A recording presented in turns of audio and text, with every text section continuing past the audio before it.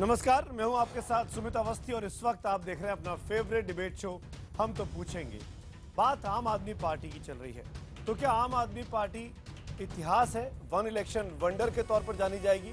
क्या ये सब कुछ जो एमसीडी में हुआ है, क्या उसने साफ कर दिया है कि आम आदमी पार्टी का रुतबा, उसका रसूख, उसकी लोकप्रियता बहुत तेजी से कम हो रही है?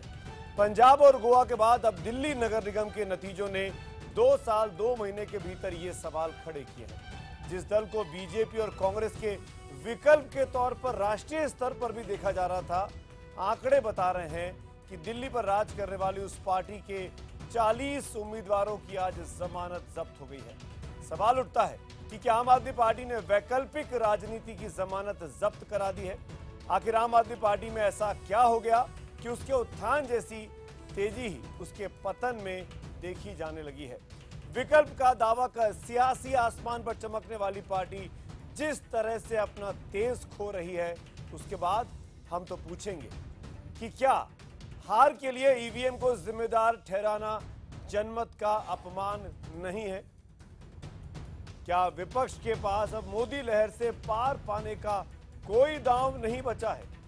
और सवाल नंबर 3 कि क्या केजरीवाल वैकल्पिक राजनीति देने में इस देश को नाकाम हो गए हैं? इन सवालों पर हम बड़े पैनल के साथ करेंगे बड़ी चर्चा, लेकिन उसके पहले दिन भर का ये घटनाक्रम।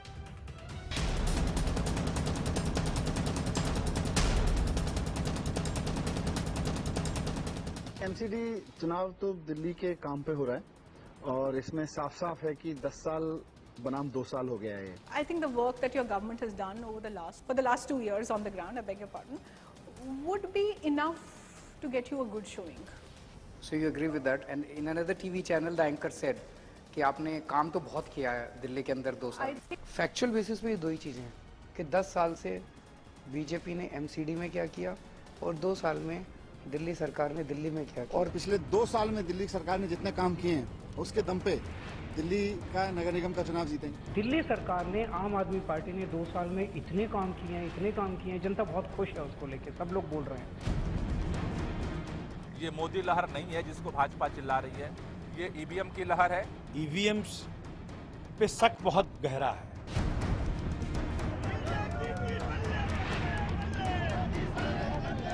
बीजेपी की सबसे ज्यादा सीटें आती हैं तो सवाल ये उठता है कि क्या ये बीजेपी की लहर है या ये ईवीएम की लहर है? सच एक दिन सामने आएगा और लोकतंत्र को बचाने के लिए अब ईवीएम की लड़ाई लड़नी है।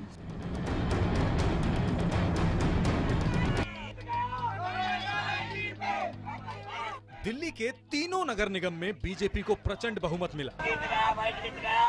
बीजेपी ने 184 सीटों पर कब्जा कर आम आदमी पार्टी को 45 तो कांग्रेस को 30 पर समेट दिया। जिस दिल्ली की जनता ने 2 साल पहले आम आदमी पार्टी को एक तरफा जीत दी थी, उसी दिल्ली में 2 साल 2 महीने के भीतर ऐसी हार के लिए कौन जिम्मेदार है? ये मोदी लहर नहीं है जिसको भाजपा चिल्ला रही है, ये ईवीएम की लहर है। हम तो पूछेंगे में बड़ी बहस, मान का केजरी मर्दन। आम आदमी पार्टी के नेतृत्व को समझना होगा कि समस्या ईवीएम के सॉफ्टवेयर में नहीं है, समस्या उनके अपने सोचने और उनकी सरकार के सॉफ्टवेयर में है। आरोप लगाने में बहुत तेज हैं। इसको वो स्कूट लोग तंग आ गए कि बोलते हो कुछ करते नहीं हो। एक भी आरोप उन्होंने सिद्ध नहीं कर पाए। केजरीवाल के बारे ये बन गया है कि वो 420 टाइप है और वो धोखा देता है।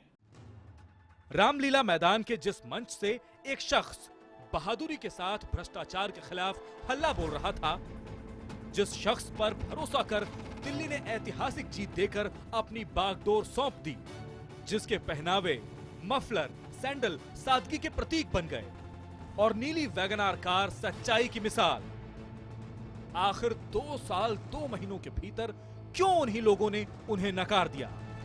उन्होंने जो कहा था कि हम अगर चुन कर आ गए, हम अगर सत्ता में आ गए तो सरकार का बंगला नहीं लेंगे, गाड़ी नहीं लेंगे, तनख्वाह नहीं लेंगे, लेकिन एक बड़ा बंगला भी लिया। इसके कारण विश्वासार्हता कम हो गई। संकेत मिल रहे थे पहले निगम के उपचुनावों में, फिर राजौरी गार्डन विधानसभा के उपचुनाव में आम आदमी पार्टी के उम्मीदवार के जमानत जब्त होने से, और अंतिम नतीजा नगर निगम चुनाव के रूप में। स्वराज और लोकपाल को भूल चुकी पार्टी ने ऐसी बातें करने वाले योगेंद्र प्रशांत से लेकर संतोष हेगड़े और एडमिरल रामदास तक को बाहर का रास्ता दिखा दिया। अब शुंगलू कमेटी की रिपोर्ट का शोर है, 16,000 की थाली का शोर है, और निगम चुनाव के नतीजों से नैतिकता के आधार पर इस्तीफे का शोर है। लेकिन इस्तीफे की पेशकश कहीं और से हो रही है। मेरी नैतिक जिम्मेदारी बनती है कि मैं इस्तीफा दे दूं, लेकिन we have to study and analyze कि हुआ क्या। पार्टी को या पार्टी की लीडरशिप को दोषी नहीं मानती हूँ। मैं पूरी तरीके से एक विधायक के तौर पर अपनी जिम्मेदारी को स्वीकार रही हूँ, और जो भी पार्टी फैसला करेगी बिल्कुल हम उसके साथ खड़े हैं। नतीजों के शोर से ठीक पहले एक आवाज पंजाब से पार्टी के सांसद भगवंत मान की भी आई, जिन्होंने एक इंटरव्यू में कहा, ईवीएम की खामी निकालने से कोई फायदा नहीं होने वाला। चुनावों की रणनीति को लेकर पार्टी ने ऐतिहासिक गलतियां की हैं। हार के बाद पार्टी को अपनी गलतियों पर ध्यान देना चाहिए, जिससे पता चल सके कि हार क्यों हुई। नेतृत्व पर सवाल उठाने वाली ये इकलौती आवाज नहीं। नवजोत सिद्धू की पहली उनकी चॉइस आम आदमी पार्टी थी, तो अगर वो उनको लाया जाता तो उसका असर दिल्ली में भी पड़ता, पंजाब में भी पड़ता। कुछ कारण रहे जिसकी वजह से वो नहीं आ पाए, कुछ लोग नहीं चाहते थे। मैं मानता हूँ कि लीडरशिप जो इतनी एरोगेंट हो गई है, और उन्होंने जिस प्रकार के लोग आजू बाजू रख दिए हैं, वो डिसीजन इस प्रकार के ले रहे हैं जिसके चलते लोगों में नाराजगी है और लोगों ने उनको वोट देना बंद कर दिया है। अब 2 पोस्टर हैं। एक पोस्टर वो जिसे केजरीवाल ने चुनाव से पहले लगाया था, और अब ये नया जिसे बीजेपी ने चुनाव नतीजों के बाद लगाया है। हम तो पूछेंगे कि क्या आपके पतन की वजह केजरीवाल का मनमाना रवैया है? और आइए अब आज के सवाल को मैं एक बार फिर दोहराता हूँ। आपके जवाबों का हमको इस प्रोग्राम के दौरान इंतजार रहेगा कि क्या आम आदमी पार्टी के पतन की वजह केजरीवाल साहब का मनमाना रवैया है। अगर आपका जवाब हाँ है तो HTP स्पेस देकर Y लिखिए, नहीं के लिए HTP स्पेस देकर N लिखिए, और 51818 पर आप SMS भेज सकते हैं। #HTP और #45 दिन में चौथी हार, इसके जरिए भी आप अपने सुझाव हमारे फेसबुक पेज और ट्विटर हैंडल पर जाकर भेजिएगा। मेहमानों का परिचय कराता हूं। इस वक्त जो खास लोग हमारे साथ जुड़ रहे हैं, सबसे पहले यहाँ स्टूडियो में कांग्रेस पार्टी की प्रवक्ता प्रियंका चतुर्वेदी जी मेरे साथ हैं, आपका स्वागत है। स्वराज इंडिया के प्रवक्ता अनुपम मेरे साथ हैं, और जो लोग बाहर से हमारे साथ जुड़ रहे हैं उनका परिचय मैं बारी बारी से करा दूं। देवेंद्र सहरावत साहब हैं, आप आम आदमी पार्टी के विधायक हैं, हालांकि सस्पेंडेड हैं आप पार्टी से, आपका भी स्वागत है सहरावत साहब, कर्नल सहरावत का। मेरे साथ शेष नारायण सिंह, हमारे वरिष्ठ पत्रकार, मेरे वरिष्ठ साथी भी इस वक्त मेरे साथ मुंबई से जुड़ रहे हैं, और साथ में हमारे साथ इस वक्त मौलाना साजिद रशीदी जी हैं, जो कि आम आदमी पार्टी के समर्थक के तौर पर हमारे साथ हैं। आम आदमी पार्टी के मेहमान संजीव झा को इसमें आना है, और बीजेपी की तरफ से सुधांशु त्रिवेदी इस डिबेट में शिरकत करेंगे। पहली शुरुआत, पहला सवाल मैं देवेंद्र सहरावत में आपसे ही पूछता हूं, क्योंकि आज सुबह गिनती शुरू हुई, उसके पहले ट्रिब्यून का एक आर्टिकल सामने आ गया जिसमें पार्टी के अपने सांसद भगवंत मान ये कह रहे थे कि हिस्टोरिक ब्लंडर कर दी ईवीएम पर दोषारोपण कर हमको अंदर देखना चाहिए था, अपने पार्टी को की लीडरशिप को आत्मावलोकन करना चाहिए था। क्या आपको लगता है, क्योंकि आप हालांकि सस्पेंडेड हैं पर आप उस पार्टी के टिकट पर चुनाव जीते हैं और आप विधानसभा में साथ बैठते हैं, क्या आपको लगता है कि अरविंद केजरीवाल ने किसी की नहीं सुनी, अपनी कुर्सी बचाए रखने के लिए सारी जिम्मेदारी ईवीएम पर थोप दी गई? मैं पार्टी के तरफ से तीनों चुनाव लड़ा हूं। लोकसभा चुनाव भी लड़ा था, साउथ दिल्ली से 4 लाख वोट आई थी, और मैं पिछले 1.5 वर्षों से यही कहता आ रहा हूं कि जो आपने कहा है वो आपको डिलीवर करना पड़ेगा। और ये जो आपने बॉयज क्लब बना रखा है, जो आपके एनजीओ की जो चौकड़ी थी, उससे आप पूरी दिल्ली को जो है गाजियाबाद क्लब जो है उससे चलाना चाहते हो, वो सही नहीं है। और ये शुरुआत से ही चल रहा था। आपका पहले ऑटो स्कैम हुआ, उसके बाद CNG किट स्कैम हुआ, उसके बाद जो है आपका शटल बस सर्विस स्कैम हुआ, तो तरह तरह की, और मैंने सारे लिखित में मुख्यमंत्री को बताया। आपने जो है पूरी बाहरी दिल्ली को जो है बिल्कुल दरकिनार किया, आपने जो है परिवारवाद करवाया, आपने जो है 1 करोड़ के समोसे खाए, आप जो है लंच जो है इस तरह खाने लगे। तो हर तरीके से कथनी और जो है करनी में, उसके बाद हर रोज सुबह जो है प्रधानमंत्री इजाजत से मैं ये ग्राफिक्स एक्सप्लेन कर दूं। आपने एक चौकड़ी की बात की, गाजियाबाद क्लब की बात की, स्क्रीन के ऊपर ये 4-5 चेहरे हैं। धुरी में अरविंद केजरीवाल, उनके चार तरफ 4 चेहरे। आशुतोष जो कि गोवा के प्रभारी रहे, जहां की 39 में से 38 सीटों पर पार्टी की जमानत जब्त हुई। मनीष सिसोदिया दिल्ली के उप मुख्यमंत्री, दिल्ली की सरकार मनीष चला रहे हैं, राजौरी गार्डन में जमानत जब्त होती है और अभी एमसीडी हार जाते हैं।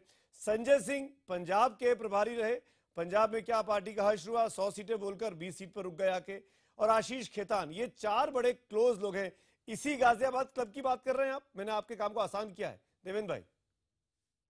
बस बिल्कुल आपने सही कहा है। You hit the nail on the head. और यही मैंने इनको कहा था कि जो पार्टी नैतिकता पर जो है आई है, नैतिकता की बात करके भ्रष्टाचार हटाने के बात पर, उसका इनकम टैक्स रिटर्न जो गया है इलेक्शन कमीशन में, जो है आपका डोनेशंस का, उसको आपने गलत साइन किया। 16 करोड़ का उसमें घपला है जो है। उसमें जो है शांति भूषण जी के 2 करोड़ जो है डोनेशन मिसिंग है। वो पार्टी जो है सादगी के मापदंड सेट करने आई थी, उसके मुख्यमंत्री के घर में जो है 46 आदमी काम करते हैं। तो जो है आपको कहां से जनता का विश्वास हट गया, धन संपत्ति चली जाए कुछ नहीं गया। मैं देवेंद्र भाई, संजीव झा मेरे साथ हैं, उनको मौका देना चाहिए। आम आदमी पार्टी की तरफ से हमको उनका प्रवक्ता इस वक्त हालांकि फोन लाइन पे जुड़े हैं। संजीव, ये इल्जाम लग रहा है कि पार्टी एक कोठरी चला रही है। कांग्रेस कल्चर कथित तौर पर जो होता था कोठरी का, सॉरी प्रियंका आप जवाब दीजिएगा, आप बिल्कुल जवाब दीजिएगा, वो कोठरी कल्चर क्या संजीव आपकी पार्टी में आ गया है? ये गाजियाबाद क्लब पार्टी चला रहा है?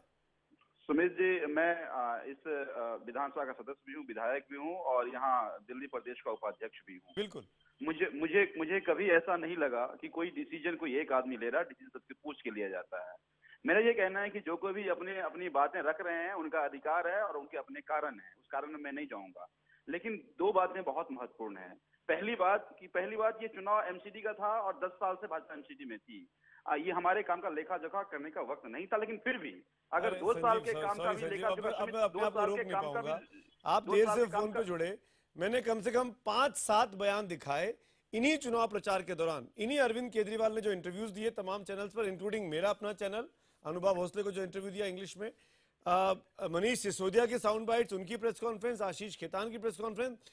आप लोगों ने कहा कि 2 साल का हमारा कामकाज बनाम 10 साल का बीजेपी का एमसीडी का कामकाज, इसको आपने बनाया, हमने नहीं बनाया। नहीं, बिल्कुल मैं वही कह रहा हूँ 2 साल के कामकाज हमारे, मैं वही कहने वाला था आपको कि 2 साल के कामकाज आपके सामने है। 2 साल में हमने गवर्नेंस को रीडिफाइन किया है। हम कहते हैं कि बिजली इसेंशियल कमोडिटी हर एक जनता को मिलनी चाहिए, हमने कम रेट दे दिया। पानी पीने का अधिकार सबको हमने मुफ्त दिया। हमने शिक्षा में क्वालिटी शिक्षा मिले, हमने वो किया। हमने 68 सीटें हैं 70 में से जो इसी एमसीडी में आती हैं। एक नई दिल्ली छोड़ दी जाए, अरविंद केजरीवाल साहब की सीट, और एक कैंट को छोड़ दिया जाए, वो इलाके को, पूरी की पूरी वही विधानसभा है जो एमसीडी में पोल करती है, वही विधानसभा में पोल करती है, वही दिल्ली की जनता है, वही वोटर लिस्ट है। आपको 67 सीटें मिलती हैं और आज की अगर एमसीडी के नतीजों को मैं बदलूं विधानसभा सीटों में तो बीजेपी को 57 सीटें मिल रही हैं। नहीं, वो मैं तभी कह रहा हूँ कि क्या ये जनादेश है। देखिए, मैं अपने यहाँ अपने जितने भी कॉलोनी के गलियों में जाता था, हर कोई केजरीवाल जी के काम की तारीफ कर रहा था, जो हमने क्षेत्र में काम किया उसकी तारीफ कर रहा था। हर कोई, चूंकि हम जहाँ से मैं विधायक आप किस गली में जा रहे थे साहब? बिजली पानी तो ईवीएम की जहाँ लगी थी और जहाँ इलेक्शन की काउंटिंग हो रही थी, हम तो वहाँ गए, हमारे रिपोर्टर्स, हम तो उन गलियों में नहीं गए। आप पता नहीं किस गली में जा रहे थे। हम डिटेल समीक्षा करेंगे। संजीव भाई, आपको तो सुबह हमने सीधा सुना दिया था, सुबह हमने आपको सीधा दिल्ली की जनता की राय सुनाई। हालांकि आपने हमको भी इल्जाम लगा दिया कि वो बीजेपी के लोग होंगे आपके आसपास। आपकी मेरा ये कहना है कि अभी हम बैठक किया डिटेल। संजीव, एक सवाल और फिर मैं डिबेट को ओपन करता हूं। अगर आपकी बातों से लग रहा है कि आपने बहुत अच्छा काम किया, बहुत लोकप्रिय पार्टी है, फिर ईवीएम पर आप ठीकरा फोड़ना चाह रहे हैं, तो भगवंत मान, उसके बाद अलका लांबा, कपिल मिश्रा, सोमनाथ भारती, ये तमाम लोग ईवीएम, ये लोग इस्तीफा क्यों दे रहे? दिलीप पांडे ने इस्तीफा क्यों दे दिया? ईवीएम को सबकी नैतिकता बाकी है, अरविंद केजरीवाल साहब दोनों देखिए, दोनों बातें हैं। हम अपनी समीक्षा, संगठन की समीक्षा कर रहे हैं। अभी कोई सज्जन कह रहे थे ना कि ये कोटरी है, मेरा ये कहना, हम संगठन की भी समीक्षा कर रहे हैं कि क्या संगठन से कोई गलती हुई है कि नहीं हुई है, कहाँ कहाँ हमारी गलती हुई। लेकिन मेरा ये कहना है कि ईवीएम के सवाल में कोई आज नहीं उठा रहा। ईवीएम पे सवाल जो यूपी के चुनाव के बाद बड़े सारे ऐसे मसले आए, हम बार बार कहते रहे कि दिल्ली में चुनाव जनरेशन 1 की मशीन से नहीं होना चाहिए। सुप्रीम कोर्ट कहती रही है, हाई कोर्ट आप हाईकोर्ट गए, हाईकोर्ट ने आपकी बात नहीं मानी संजीव भाई, आप क्यों पुरानी बातों में जा रहे हैं? नहीं, उसके कारण आप नई बातें बताइए ना, आप आज भी गिरेबान में नहीं झांक रहे हैं भाई। अलका लांबा झांकने को तैयार है, अपनी तमाम सीटें गंवाने के बाद। कपिल मिश्रा सुनने को तैयार है, आपके नेता हैं, मेरे अपने नेता नहीं है, आपने इनके विधायक हैं, यही लोग जीत के आए 2-2.25 साल पहले, और आज ये लोग मान रहे हैं कि जमीनी हकीकत कुछ और भी है। अपने क्षेत्र में आके समीक्षा करी है, सारे विधायकों ने समीक्षा करी है। कल सिर्फ अरविंद जी ने समीक्षा नहीं की, बाकी सब ने की है। संगठन ने भी समीक्षा करना है, जो गलती हुई उसको भी ठीक करना है। लेकिन जो अहम सवाल था, जो हम बार बार कहते रहे, देखिए 2 अप्रैल को हमने चिट्ठी लिखा कि जनरेशन 1 किस मशीन से आप चुनाव करा रहे हैं। 14 अप्रैल को जवाब आपके साथ कांग्रेस पार्टी भी खड़ी थी ईवीएम के मामले में। प्रियंका से पूछता, प्रियंका क्या ईवीएम आज भी आपको लगता है कि टेम्पर हो सकती है और हुई है? नहीं, देखिए जब हम इस चुनाव में जा रहे थे, अजय माकन जी ने रिक्वेस्ट ये की थी कि ईवीएम की जगह पेपर वोटिंग हो और पेपर बैलेट्स डाले जाएं, जो इलेक्शन कमीशन ने अग्री नहीं किया था। फिर हमने उसका सम्मान करते हुए हम उसको लेकर आगे बढ़े हैं। तो अगर हम देखें ईवीएम की कंट्रोवर्सी जो आम आदमी पार्टी खड़ा कर रही है, वो उनका खड़ा करना जायज़ है, क्योंकि उनको लगता है कि वो किस तरीके से अपनी हार को जस्टिफाई कर पाएंगे। पर हम बस ये देख रहे हैं कि इसे आम आदमी पार्टी का अगर हम वोट शेयर भी देखते हैं, जिस तरीके से वो जीत कर आई थी विधानसभा के समय, और हम 9% पे आ गए थे हमारा वोट शेयर, और उसकी बढ़ोतरी हम 2 साल के अंदर अंदर देखें। हम कोई भी ग्रुप्स ले लीजिए, आप इनकम ग्रुप ले लीजिए, जेंडर के हिसाब से ले लीजिए, आप सोशल ग्रुप ले लीजिए, सब तरीके से हमने एक अपस्विंग देखा है, और उसी को अब कंसोलिडेट करना हमारा काम होगा। तो 2 साल के अंदर अंदर हमारा फिर से लोगों में विश्वास जीतना और लोगों को विश्वास दिलाना कि हम लोग जो भी हमारे वादे हैं हम उसको पूरा करेंगे। और उनके सामने एक आम आदमी पार्टी के रूप में एक ऐसी पार्टी उभर कर आई जिसने बहुत सारे वादे किए, कोई भी एक ऐसा वादा नहीं होगा जिसको पूरा कर पाए हों। तो मैं कहूंगी कि एक winning back the confidence of the people is a positive indication for us, और इसी को हम कंसोलिडेट करेंगे असेंबली चुनाव। ठीक है, तो ईवीएम के मामले पे लेके अभी आम आदमी पार्टी कम से कम दिल्ली के 3 पार्टियों में अलग दिखाई दे रही है मुझे। संजीव, मैं आऊंगा आपके पास। सुधांशु त्रिवेदी, मैं आपसे जानना चाहता हूं, क्या अरविंद केजरीवाल का जो रवैया है, एक इल्जाम लगा रहे हैं देवेंद्र शेरावत जैसे नेता जो पार्टी के साथ रहे हैं कि एक कोटरी काम करती है, क्या भगवंत मान की राय नहीं पूछी गई जब ईवीएम को टेम्परिंग के लायक बताया गया? क्या अलका लांबा के सेंटिमेंट्स का ध्यान नहीं रखा गया? क्या कपिल मिश्रा की बात को नहीं सुना गया? क्या अरविंद केजरीवाल सिर्फ अपनी मनमर्जी चला रहे हैं? देखिए, अरविंद केजरीवाल जी अपनी पार्टी किस हिसाब से चलाते हैं, यह तो उनकी पार्टी का अंदरूनी मामला है, उसके ऊपर कोई टिप्पणी करना हमारा उचित नहीं है। हाँ, मगर जो कुछ बाहर से दिखता है उनकी पार्टी की नीतियों के रूप में, उससे उनके अंदर क्या रिफ्लेक्ट होता है, उससे मैं कहना चाहूंगा, अरे भाई ये तो वो पार्टी है जो सब पे दोषारोपण। याद करिए, जब ये राजनीति में नहीं आए थे तो क्या कहते थे, सारी संसद चोर है। उसके बाद क्या कहने लगे, जब सत्ता में आए तो कांग्रेस से हाथ मिला लिया। उसके बाद जब इनका हित बदलने लगा तो इनके जो पितृ पुरुष थे, अन्ना हजारे, कहा गया उनको बरगला दिया गया है। उसके बाद जो इनके साथी थे, चाहे प्रशांत भूषण और योगेंद्र यादव हो जो आज स्वराज इंडिया में है, चाहे साजिया इल्मी जो हमारे यहाँ है, नहीं साहब वो सारे के सारे गलत थे। उसके बाद जब सरकार चलाने का मौका मिला तो केंद्र सरकार गलत थी, जब चुनाव हार गए तो ईवीएम गलत थी। अरे भाई, ये बाल सुलभ उच्छृंखलता है, this is a childish approach, इससे इनको बाहर आना चाहिए। मगर अभी भी देखिए, आम आदमी पार्टी के प्रवक्तागण जो ये कह रहे थे कि नहीं काम तो उन्होंने बहुत अच्छा किया है, तो मुझे लगता है कि वो उच्छृंखलता के साथ साथ आत्ममुग्धता यानी सेल्फ डिसेप्शन के भी शिकार हैं, और वो अभी भी इस हकीकत को समझने के लिए तैयार नहीं है। बीच में आपको टोक रहा हूं, लेकिन एक बात और भी है जो आम आदमी पार्टी को जवाब देना चाहिए, और मैं हेडलाइंस के लिए आगे बढ़ूंगा उसके बाद, कि अगर आपकी इतनी लोकप्रियता है तो आप बीते 45 दिन में 4 चुनाव हार चुके हैं। 11 मार्च को पंजाब हारते हैं, गोवा हारते हैं, फिर राजौरी गार्डन में जमानत जब्त होती है, और अब एमसीडी में चुनाव हारते हैं। तो ये 45 दिन के अंदर इतना बड़ा डिबेकल, ये आम आदमी पार्टी के आत्मावलोकन का वक्त है। मैं चाहूंगा कि संजीव हमारे साथ जुड़ जाएं, फोन पे नहीं है, एक हेडलाइंस तब तक देख लेते हैं। याद करिए, जब ये राजनीति में नहीं आए थे तो क्या कहते थे, सारी संसद चोर है। उसके बाद क्या कहने लगे, जब सत्ता में आए तो कांग्रेस से हाथ मिला लिया। उसके बाद जब इनका हित बदलने लगा तो इनके जो पितृ पुरुष थे, अन्ना हजारे, कहा गया उनको बरगला दिया गया। उसके बाद जो इनके साथी थे, चाहे प्रशांत भूषण और योगेंद्र यादव हो जो आज स्वराज इंडिया में है, चाहे साजिया इल्मी जो हमारे यहाँ है, नहीं साहब वो सारे के सारे गलत थे। उसके बाद जब सरकार चलाने का मौका मिला तो केंद्र सरकार गलत थी, जब चुनाव हार गए तो ईवीएम गलत थी।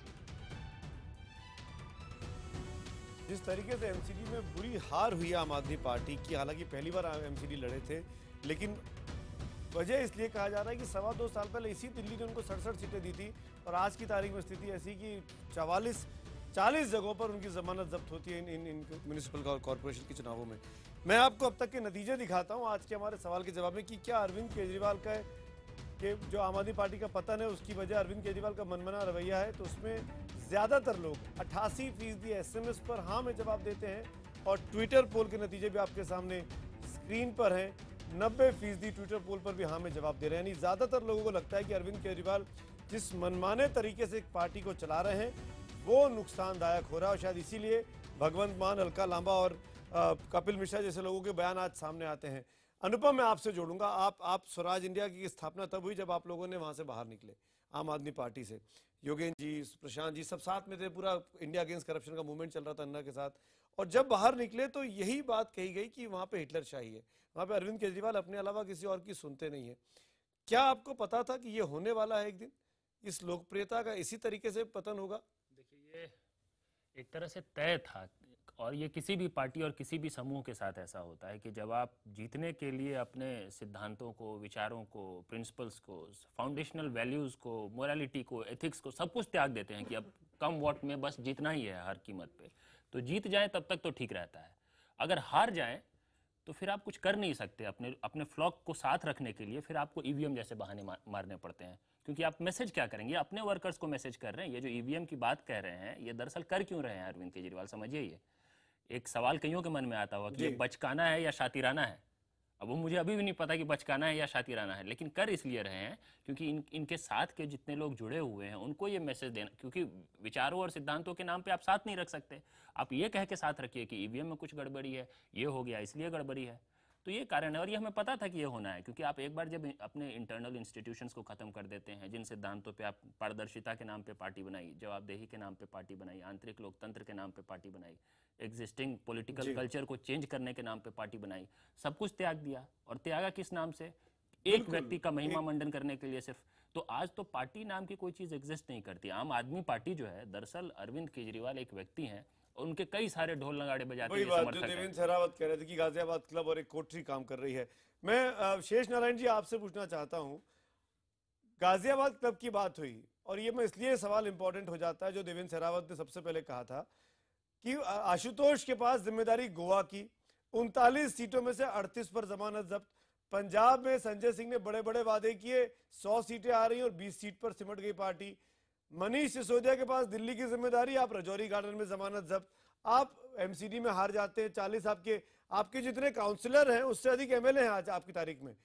ये स्थिति हो गई आम आदमी पार्टी की और इनमें से किसी के खिलाफ पार्टी की लीडरशिप ने कोई शो कॉज नहीं, कोई कारण बताओ नहीं, कोई नहीं पूछा कि आप क्यों चुनाव हार गए। क्या ये लोगों को बचा के चलना अरविंद जी की मजबूरी है? जो अपने बंदे हैं उनको बचा के नहीं चलेंगे तो अकेले पड़ जाएंगे। वैसे एक बात मैं बता दूं, हम लोगों से सुबह से ही एक स्लिप हो रही, गलती हो रही है। ये जो जीत है 67 सीटों वाली, उस जीत में बहुत लोग, जिनका अभी आपने स्क्रीन पे नाम दिखाया, ये सारे लोग उस जीत में शामिल थे। उन लोगों के साथ ये खड़े थे और वो सारे लोग उस जीत में हिस्सेदार थे। और अब आज जो हार हुई है उसका कारण ये है कि इनके यहाँ कोई बहुत बड़ा लंबा इतिहास नहीं था, बहुत बड़े पीपुल्स मैंडेट था और तमाम लोग खड़े हो गए थे साथ कि भाई हम तुम्हारे साथ हैं और तुम वैकल्पिक राजनीति ला रहे हो, हम तुमको सपोर्ट करेंगे। और उनमें से जिनकी वजह से अब इनको मुगालता ये हो गया कि हम ही लीडर हैं, जो इंदिरा जी को 1975 में हो गया था कि हमारे इर्द गिर्द ही पूरे देश की राजनीति घूमती है, वो उस मर्ज के शिकार हो गए श्रीमान जी। और उसका नतीजा ये हुआ कि ये जो इनको सूट करता था, वरना आप बताएं कि एक जो एमएलए को ले गए थे वहां लड़ाने, उसकी राजौरी गार्डन सीट का इस्तीफा क्यों दिला दिया? क्या शेखी थी? अरे बाद में इस्तीफा दे देता। लेकिन सीधी बात यह है कि इनको ये मुगालता हो गया था कि हम जो हैं अजय हैं, विक्टर हैं, हम जो चाहेंगे करेंगे। वरना आप याद करें जब ये सरकार बनाने के पहली बार इनका था कि हम सरकार बनाएं कि न बनाएं, पूरी दिल्ली में धतंगड़ी किया था कि हम यहाँ करेंगे, बोलो बनाएं कि न बनाएं। और आप अब इतने बड़े फैसले लेते हैं और किसी को भनक तक नहीं लगी। आपने संजीव झा नहीं है, उनका फोन लाइन कट गई है। हम कोशिश कर रहे हैं संजीव के साथ संपर्क करने की, बार बार फोन उनको कर रहे हैं, फोन की घंटी भी बज रही है। उम्मीद करता हूं कि संजीव फोन लाइन पे आएंगे। लेकिन देवेंद्र सहरावत, मैं आपसे जानना चाहता हूं, फिर प्रियंका मैं आपके पास आऊंगा। टोटल इस पूरे मामले पर जिस तरीके से अरविंद केजरीवाल ने जो राजनीति खड़ी की, वैकल्पिक राजनीति, जनता से जुड़ी राजनीति, ना जन लोकपाल की बात हो रही है, ना स्वराज की बात हो रही है, ना राइट टू रिकॉल की बात हो रही है, क्या आज वक्त नहीं है अरविंद केजरीवाल का जनता के सामने आकर केवल एक ट्वीट कर बीजेपी को बधाई दे दी, बड़प्पन दिखा दिया, कोई साउंड बाइट नहीं, कोई प्रेस का सामना नहीं? क्या अरविंद केजरीवाल को दिल्ली की जनता के सामने नहीं आना चाहिए? देवेंद्र जी। बिल्कुल सही बात है। जब 49 दिन की सरकार थी तो उस समय पर जो है पूरा मैनिपुलेट करके जो है पहले तो सरकार बनाई। अगर उस समय जो है मुख्यमंत्री बनने की इतनी ज्यादा जल्दी नहीं दिखाते, ईमानदारी करते, वो मैनिपुलेट करके जो है सत्ता लेने की जो बात थी, और उसके बाद 49 दिन में ही जो है वो सरकार को छोड़ना, क्योंकि जो है पूर्ण बहुमत लेना, अपनी प्रमोशन करवाना। तो दिक्कत ये है कि अगर जनहित और स्वयं की महत्वाकांक्षा मैच करें तब तो कोई दिक्कत नहीं है। पर यहां पर क्या है कि अपनी स्वयं की महत्वाकांक्षा इतनी अधिक है कि जो है जनता को भूल गए। इतना सारा जनता ने जो दिया, काबिलियत से अधिक दिया, आपने उसको दर्शा दिया 2 साल में कि आपने गलती कर दी, आपने हमें दे दिया, और हम लोग वो हैं जो कि आपकी परवाह नहीं करते हैं। हमने परिवारवाद किया, हमने अपने परिवार को लाभ दिलवाया, हमने जातिवाद किया, हमने जो है अय्याशी करी, हमने विदेशी यात्राएं करी, जब जो है पूरी दिल्ली में जो है बुखार फैला था, तो हमने वो सारी बातें करी जिसके लिए जनता ने जवाब दीजिए। आपके अपने विधायक रहे देवेंद्र सहरावत साहब, जवाब दे रहे हैं। संजीव झा। देखिए, इनको जवाब देने की जरूरत नहीं है। मेरा ये कहना है कि यही पार्टी जिसके बदौलत ये दो बार विधायक बन के आए, एक बार सांसद बन के चुनाव लड़के आए, मेरा ये कहना है कि इतने ही जन समर्थन है, एक बार अकेले इंडिपेंडेंट चुनाव लड़के देख लें, क्यों है विधायक इस्तीफा दे दें और चुनाव लड़के दिखा दें। मेरा ये कहना है, ये कहना बहुत आसान है। यही पार्टी थी, यही घमंड है, यही घमंड है। जिसके बदौलत ये प्रोप्राइटरी नहीं है पार्टी किसी की, ये पार्टी किसी की प्रोप्राइटरी नहीं है। दूसरी बात जो है इतने अनगिनत लोगों ने बनाई थी। अरविंद केजरीवाल का सिंड्रोम है, मेरा बैट नहीं खेलूंगा, मुझे पता नहीं, मेरा बैट मैं ही बैटिंग करूंगा, मैं ही खेलूंगा, और कोई बोल नहीं सकता। और जो है कोई जो है यहाँ पर कोई जो है डेमोक्रेसी नहीं है। कर्नल शेरावत अगर बोलेगा, कुछ अच्छा ही बताएगा तो उसको बाहर हटाओ। जो इनकन्वीनियंट आदमी सच्चाई बोलता है, पुणे बसाए। कर्नल साहब, let me speak. Sanjeev Jha के पास बड़ी जिम्मेदारी है, 4 आदमी उनके खिलाफ बोल रहे हैं। कितना मेरा यही कहना है कि इनसे ये बार परिवारवाद और भ्रष्टाचार की बात कर रहे हैं। मेरा ये कहना है कि यही वो पार्टी थी जिसके कारण पहली बार विधायक बन के आए, दूसरी बार विधायक बन के आए, संजीव भाई, जब 67 लोग आए थे तो हम ही लोगों ने आपकी खूब ढोल बजाए थे, हम लोगों ने बहुत तारीफ की थी, कई दिनों तक प्रोग्राम चले थे टीवी पर, अखबारों के पन्ने भरे हुए थे। संजीव भाई, लेकिन ये भी तो सच्चाई, आज जो हुआ ये तो रायशुमारी से इससे बड़ा और क्या हो सकता है? दिल्ली की पूरी जनता ने वोट किया, ये इससे बड़ी रायशुमारी और क्या हो सकती है? रायशुमारी की सबसे बड़ी वकालत आप लोग करते थे। ये अलग बात है कि इन दिनों आप रायशुमारी भूल गए हैं, ईवीएम के मामले में कोई रायशुमारी आपने नहीं की। मैंने आपको दोनों बातें कहा। पहली बात कि ये एमसीडी का चुनाव था जो 10 साल से भाजपा एमसीडी में है। दूसरी बात कि 2 साल की कामकाज जनता के सामने है। आप कहीं भी देखिए, आप रायशुमारी करा लीजिए, कैसे बोल रहे हैं? अच्छा काम कर रहा है केजरीवाल सरकार, अच्छा काम कर रहे हैं। कभी लोगों ने नकारा है आपको, ये आपको समझने की जरूरत है। पर खैर, आप अपनी पार्टी को अच्छे से समझते होंगे, भली भांति समझते होंगे, पर जो दिल्ली की जनता को वादे किए, और जब इस तरीके से इस माहौल से दिल्ली गुजर रहा था और आपके सारे नेतागण एमएलए फॉरेन यात्रा पे व्यस्त थे, तो उसी से स्पष्ट होता है कितना आपका ध्यान लगा था अपनी खुद की पार्टी को लेकर। साकार हमने किया। मैं कहता हूँ कि आज अंतिम आदमी को अच्छे शिक्षा मिले, अच्छे स्वास्थ्य, बिल्कुल ये कौन इनकार करेगा? इस पैनल में बैठे हुए 6 के 6 लोग बोलेंगे। पर जिस तरीके से आपने उसका इस्तेमाल किया, वो दिल्ली की जनता ने भली भांति देखा है। और आप हर तरीके से देखेंगे, अपने वोट शेयर में देखेंगे, जो आपको विधानसभा में मिले थे और जो अब हालत हुई है।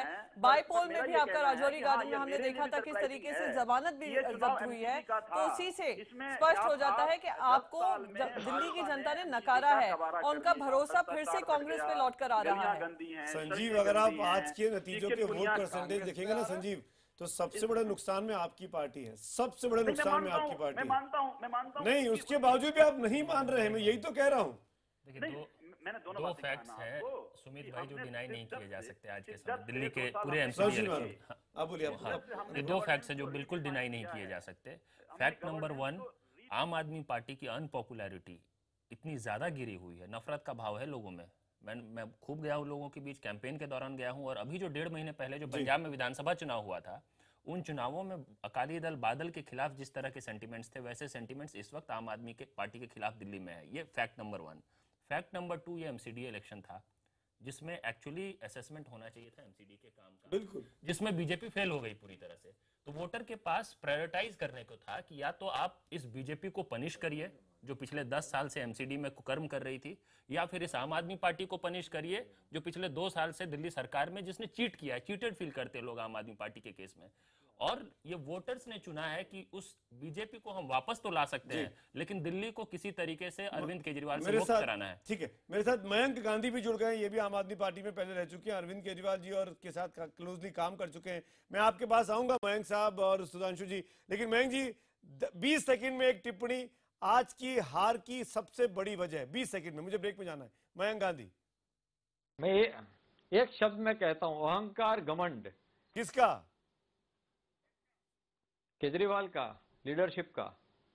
ठीक है, मैं लौटूंगा इसी नोट पे लौटता हूं। सुधांशु जी आपके पास आता हूं, लेकिन फिलहाल वक्त एक ब्रेक का। क्या अहंकार और घमंड ने, अरविंद केजरीवाल के अहंकार और घमंड ने पार्टी की ये गत कर दी है? इस ब्रेक के बाद भी डिबेट जारी है।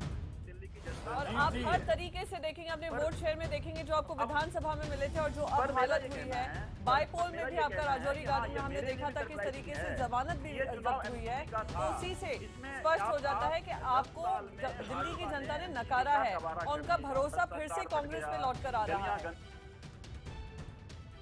आज का सवाल है कि क्या आम आदमी पार्टी के पतन की वजह केजरीवाल साहब का मनमाना रवैया है? ज्यादातर लोग हाँ में जवाब दे रहे हैं। अभी देखते हैं 91% लोग एसएमएस पोल पर हाँ में जवाब देते हैं, और ट्विटर पोल के नतीजे भी आपके सामने हैं। 90% लोग यहाँ भी हाँ में जवाब देते हैं। यानी अरविंद केजरीवाल की लीडरशिप पर सीधा सवाल खड़ा हो रहा है। मेरे साथ पैनल में जो लोग हैं, चाहे वो मयंक गांधी हो, चाहे वो देवेंद्र शेरावत हो, चाहे वो अनुपम हो, जो साथ में काम कर चुके हैं, वो भी इसी तरफ इशारा कर रहे हैं कि अरविंद केजरीवाल एक अहंकारी व्यक्ति के तौर पर काम करते हैं और ये शायद पार्टी के लिए बड़ा चैलेंज होगा। सुधांशु जी, मैं आपसे पूछता हूं, अहंकार का मतलब क्या?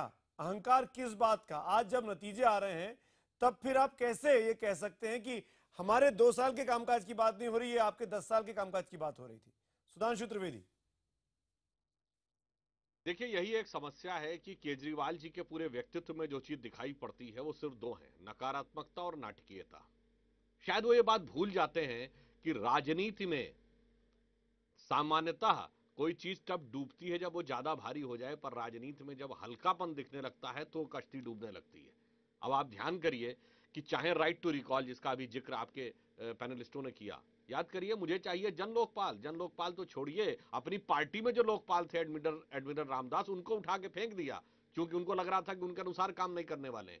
और आप देखिए, कभी ईंट से ईंट बजाने की बात करने लगना, तो कभी डेंगू से अगर मुझे नहीं दोगे वोट तो डेंगू से मर जाओगे, वो कहने लगना। और याद करिए, बच्चों कसम खाने से लेकर 13,000 रुपए की थाली खाने तक, एक के बाद एक बात उन्होंने ऐसी नाटकीयता हल्के ढंग से दिखाई है कि मैं ये कहूंगा कि केवल बातें करके उन्होंने सोचा कि दिल्ली की जनता को लंबे समय तक भरमा लेंगे। तो एक पंक्ति में कहूंगा कि उन्हें याद रखना चाहिए कि चंद बातें करना और मुतमई होना नहीं अच्छा, सियासत आखिरी दम तक सभी को आजमाती है और बहुत गलती की गुंजाइश नहीं होती सियासत में, जहां किरदार हल्का हो कहानी डूब जाती है। मयंक, संजीव झा मेरे साथ लाइव जुड़ गए, लेकिन संजीव में आता हूं। मयंक जी मैं आपसे पूछना चाहूंगा, क्या आपको लगता है कि देश की वैकल्पिक राजनीति की जो बात करते थे, उनका इस तरीके से लगातार 45 दिन में 4 चुनाव हारना, लगातार गलत फॉर्म में चलना, डिबैकल होना, क्या ये देश के लिए बेहतर हो रहा है, लोकतंत्र के लिए? मयंक गांधी। नहीं, मैंने आज ही एक अरविंद को चिट्ठी भी लिखी थी और उसको एक विनती भी की थी कि जो अरविंद पहले का था, जिसके अंदर एक हीरोपन था, प्रिंसिपल्स के ऊपर, सिद्धांत के लिए, देश के लिए लड़ता था, क्या वो अरविंद वापस आ सकता है? लेकिन आज की जो उनकी भाषा है, जो ईवीएम का ड्रामा कर रहा है, मुझे नहीं लगता है कि इतनी सब हार के बाद भी उनको कुछ समझ आ रही है। और आप एक चीज ध्यान दीजिए, जैसे ये घमंड आ गया, अहंकार आ गया 67 जीतने के बाद, उसके बाद वो एक भी चुनाव नहीं जीता है। लोग देख रहे हैं, आपने आरटीआई की बात की, आपने क्लीन फंडिंग की बात की, आपने क्या बात नहीं की? अभी कुछ दिन पहले मैं दिल्ली गया था, लोगों ने मुझे घेर दिया, मैं कुछ बता रहा था कि नहीं पार्टी ठीक काम करी है, तो एक आदमी ने मुझे एक सवाल पूछा कि सर बाकी सब कुछ ठीक है, अरविंद केजरीवाल को फॉरेन भी जाना पड़ेगा तो भले जाए उनके सारे मेंबर्स भी, लेकिन फर्स्ट क्लास में क्यों जा रहे हैं? बस वहां पे मेरी पूरी हवा निकल गई। यानी ये जो हम पूरे सिद्धांत के ऊपर, पूरी जो सच्चाई के लिए लड़े थे, कितने लाखों लोगों ने अपनी नौकरी छोड़ दी, काम धंधा छोड़ दिया, संजीव जवाब लग गए दीजिए। थे। ठीक और है, आपने मैं संजीव टोटल जवाब देना चाह रहे हैं। सिद्धांत लेट हिम विहीन संजीव काम झा, किया। संजीव मुझे झा। एक ही जवाब दीजिए, एक मिनट में और एक सवाल रखता हूं, फिर संजय जी को जवाब देने दीजिए। पहला तो ये है कि आप फर्स्ट क्लास में क्यों गए, और दूसरा ये संजीव जी, आप विश्वास करते हैं कि आपने जो 218 सीट का झूठा सर्वे किया इंटरनल, क्या आप भी विश्वास करते हैं उसके ऊपर? ये दोनों चीज का जवाब दे दीजिए। संजीव झा। मयंक भाई, मैं एक क्षेत्र का विधायक हूं दिल पे हाथ और रख के इस बोलिए। सरकार का अहम दिल हिस्सा हूं, पे हाथ संगठन रख का के भी बोलिए, हिस्सा हूं। झूठ मत बोलिए। मैंने आपके साथ, आप भी उस संगठन के हिस्सा थे, वो आप भी उस संगठन के हिस्सा थे। मैं दोनों बातों का जवाब देता हूं, जो सुधांशु त्रिवेदी जी कह रहे हैं, जो आप कह रहे हैं। देखिए, सुधांशु जी ने यह कहा कि ये लोग झूठ बोलने में बहुत माहिर हैं। ये कह रहे हैं कि 14,000 की थाली खाया, बदले में आपने ये नहीं कहा कि ज्यों ही ये रिपोर्ट आई, बिल आई, अगले दिन मनीष जी ने इंक्वायरी बैठा दी और 1 पैसे की पेमेंट नहीं किया गया। मेरा ये कहना है कि आज 2 साल में जो दिल्ली सरकार ने किया है, मैं फिर से मैं भाई आपको दोहरा देता हूं कि हमने गवर्नेंस को रीडिफाइन कर सरकार का मतलब समझाया है। हमने ये कहा है, आप सुन लीजिए मेरी बात, हमने ये कहा है कि बिजली का, उस पर भी आऊंगा मैं, बिजली सस्ती बिजली सबको मिलना चाहिए, अधिकार जनता का हमने दिया। सस्ती मुफ्त पानी पीने का अधिकार सबको, हमने पानी मुफ्त किया। अच्छी शिक्षा मिलने का अधिकार सबको है, स्टेट जिम्मेदारी ले रही है और अच्छी शिक्षा की व्यवस्था कर रहे हैं, स्वास्थ्य की व्यवस्था कर रहे हैं। अनथराइज्ड कॉलोनी में रहता हूं, मैंने पिछले 2 साल हो चुके हैं, वोट पड़ चुके हैं। अब दिल्ली में अगला चुनाव 3 साल के बाद होगा, जब विधानसभा के चुनाव होंगे। तो ये चुनावी भाषण आप मत दीजिए मुझे। अगर आपको मयंक गांधी की बात का जवाब देना तो दीजिए। शिंदे कमेटी रिपोर्ट ने भी इतनी गलतियां पाई हैं आपकी सरकार चलाने के, उसका जवाब आप देंगे नहीं? आप ये बताइए, हमने एजुकेशन के लिए काम किया, हमने हेल्थ के लिए काम किया, दिल्ली की जनता तो आपको नकार रही है इन्हीं मुद्दों पे जो आप बात कर रहे हैं और जिसका श्रेय लेने की कोशिश कर रहे हैं। मेरा ये कहना मयंक भाई कि अरविंद जी ने भी कह दिया था, मान लीजिए उनका कोई दोस्त अगर फर्स्ट क्लास में टिकट कटा के भेज भी दिया, अगर वो सरकार के पैसे से जाते, अगर वो सरकार को नुकसान करते, कोई दोस्त कटा के दे दिया, चले गए। अरे सर, ये बात तो कांग्रेस भी उस वक्त बोल सकती थी कि किसी मित्र ने कर दिया।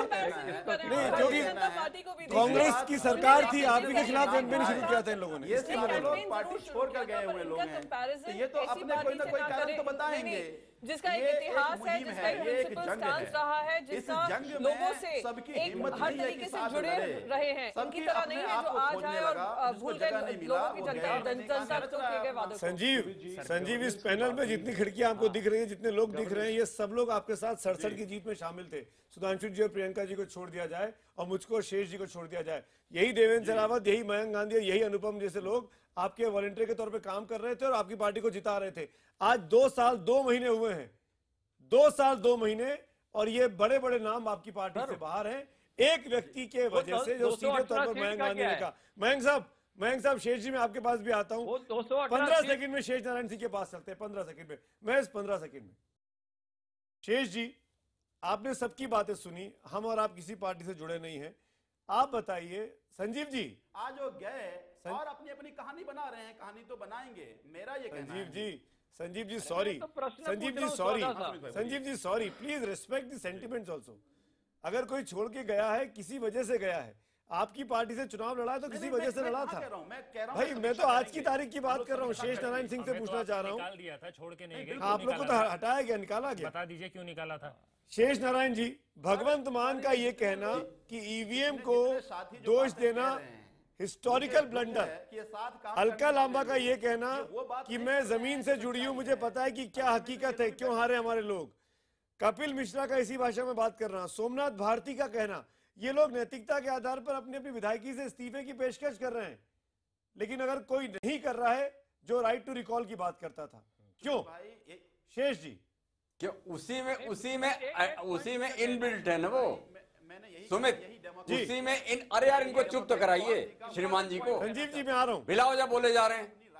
संजीव जी, मैं आऊंगा। उसमें इनबिल्ट है कि डॉक्टर मोहम्मद इकबाल का एक बहुत मशहूर शेर है कि इन्होंने राइट टू रिकॉल की जो बात की थी, अगर ये ईवीएम को हार के लिए जिम्मेदार नहीं बताएंगे तो अगला कदम तो है कि भाई तब तो रेफरेंडम है, राइट टू रिकॉल करो, इस्तीफा दो। डॉक्टर मोहम्मद इकबाल का ये शेर जरूर सुन लीजिए। उन्होंने कहा था कि तुम्हारी तहजीब अपने खंजर से आप ही खुदकुशी करेगी, जो शाख नाजुक पे आशियाना बनेगा नापायदार होगा। जो झूठ फरेब और इस तरह के लोगों को दरकिनार करके अपनी अहमियत को आगे बढ़ाने का हमको आपको याद है, हम लोगों ने जब मैंने कहा था कि झाड़ू चल रही है दिल्ली में जिस दिन रिजल्ट आया था, और ऐसा लगता था हम लोग प्रो झाड़ू हैं, प्रो आप हैं, लेकिन हम वही वैकल्पिक राजनीति तलाश रहे थे कि जो कांग्रेस में और जो बीजेपी में तमाम गलीज है उसको ये साफ करेंगे, लेकिन इन्होंने तो खुद उसको एडॉप्ट कर लिया, और आज जब राइट टू रिकॉल की नौबत आई है तो ये भाग रहे हैं। मैं अपनी इंसिडेंट के बगैर बताए मैं 100% सहमत हूं शेष भाई की बातों से। हम सब लोग इंडिया अगेंस्ट करप्शन में आपके साथ खड़े थे, और उस पूरे मूवमेंट में हम जनता के साथ खड़े होकर आपके काम की तारीफ कर रहे थे। लेकिन आज बस 2 साल 2 महीने संजीव झा, कहां थे आप और कहां आ गए आप? मेरी एक बात सुन लीजिए, बहुत इंपॉर्टेंट प्रश्न है। नहीं मैं ये कह रहा हूँ, देखिए दोनों बातें कह रहा हूँ। सुनिए मेरी बात को सुन लीजिए, उसके बाद आप जवाब दीजिए। मैं ये कह रहा हूँ Arvind Kejriwal as the convener of the party ने पार्टी का खूब नुकसान किया है, और एज द सीएम अब ये हालत हो गई है कि 54 से 25% आ गए। दोनों पोजीशन रखने की क्या जरूरत है? 2 में से एक पोजीशन तो छोड़ दीजिए केजरीवाल जी, कितनी सत्ता पकड़ के रखोगे? जवाब दीजिए संजीव। बस यही देखिए, यही